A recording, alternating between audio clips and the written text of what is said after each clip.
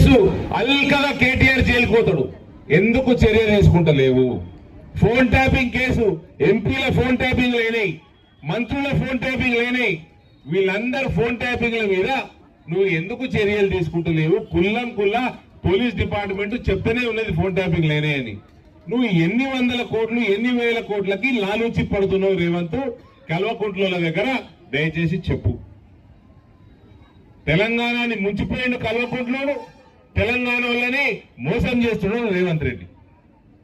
ఈ దొందే వీళ్ళిద్దరికిద్దరు దొంగ వాగ్దానాలు చేసి ప్రభుత్వంలోకి వచ్చిండ్రు. ఏమేమి వాగ్దానాలు చేసిండ్రో మీకు నేను ఇప్పుడు ఒక్కొక్కటి యాడ్ చేస్తా. కానీ గజ్వేల్ వచ్చినట్టు ఉన్నాయి, జర దుద్దులు పెద్దగా ఉన్నాయి. ఆ అక్కయ్య దుద్దులు బాగానే పెద్దగున్నాయి. రేవంత్ రెడ్డి తులం బంగారం ఇచ్చినావా? ఇయ్యలే. తులం బంగారం రేట్ ఎంత ఇప్పుడు? 1,60,000. ఆ పొట్టుడు ప్రామిస్ చేసినప్పుడు ఎంత ఉండే? 78,000 ఉండే. డబల్ అయిపోయింది. ఇప్పుడు ఇస్తున్నట్టవా?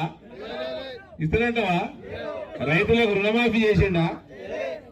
రైతులకి రైతు భరోసా ఇస్తున్నాడా? మీరు వరుతున్నారు. మీకు 4,000 రూపాయలు నిరుద్యోగ భృతి ఇస్తున్నాడా? ఇక ఫీజు రీఎంబర్స్మెంట్లు ఇప్పుడు మా దగ్గర వచ్చింది. వాళ్ళు ఇందూరుకు వచ్చి నేను మాదిగ సోదరులకి మన రామచంద్రరావు గారట నిన్న రేవంత్ రఫత్ ఖాన్ అని ఏదో అన్నాడు. రామచంద్రరావు గారు ఏదో పేరు పెట్టిండు, ముల్లా పేరు పెట్టిండు. అసలు మీ అందరికి తెలియదు. ఈ 4% రిజర్వేషన్ ఇస్తా అంటుండే నిన్నటి నుంచి. అసలు సంగతి ఏంటంటే రేవంత్ కూడా సుంతి అయిపోయింది.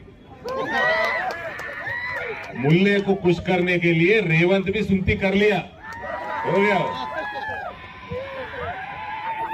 4% ఎవరు అయ్య సొమ్మని 4% ఎవరిని తీసిస్తావు? నీకు రాజ్యాంగం హక్కు ఇవ్వలేదు కదా.